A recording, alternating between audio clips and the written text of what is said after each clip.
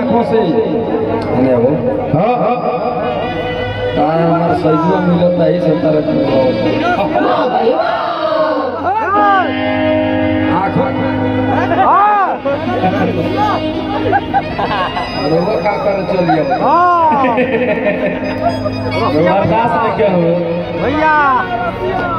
आंखों ही आंखों से दिल की बात समझ लेते हैं। आंखों ही आंखों से अरे दिल की बात समझ लेते हैं। सपने में आ जाए उसको समझ लेते हैं। रोता है आसमान इस धरती से मिलने के लिए, लेकिन यहाँ के कुछ लोग ऐसे हैं उस आंसू को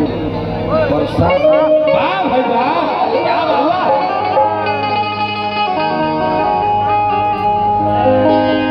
दोस्तों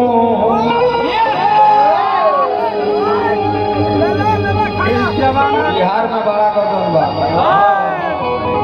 हालांकि सर उत्तर प्रदेश में तब दाल भात खइब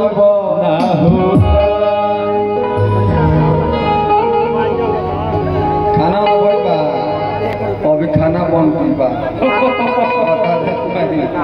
जबले ना बनल तबले गाही के बा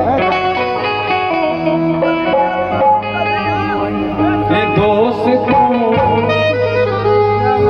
यूं तड़पा के हमारो तलवार मार दो यूं तड़पा के बुझा तो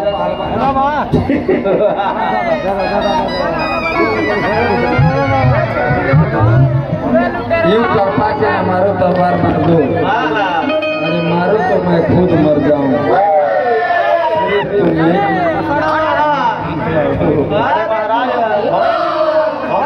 में खून बा दोस्तों क्या कहूं क्या से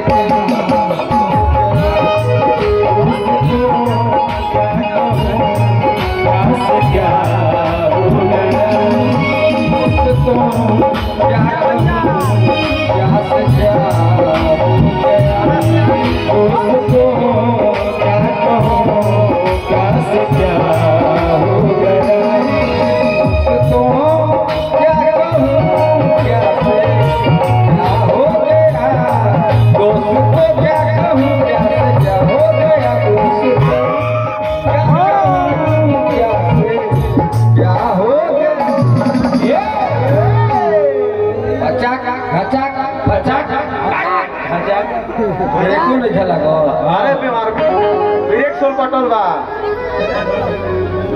जिसी को जान जिसी को जान जिसी को जाने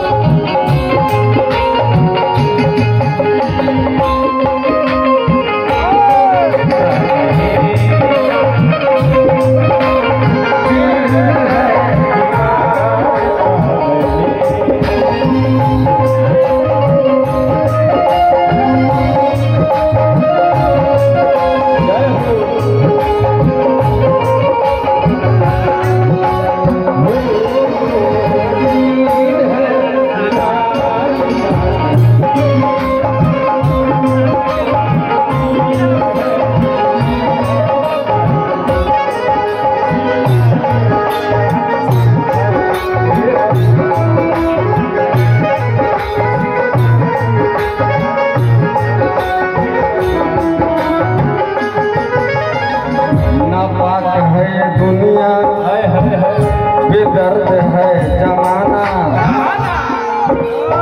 अच्छा नहीं है तेरा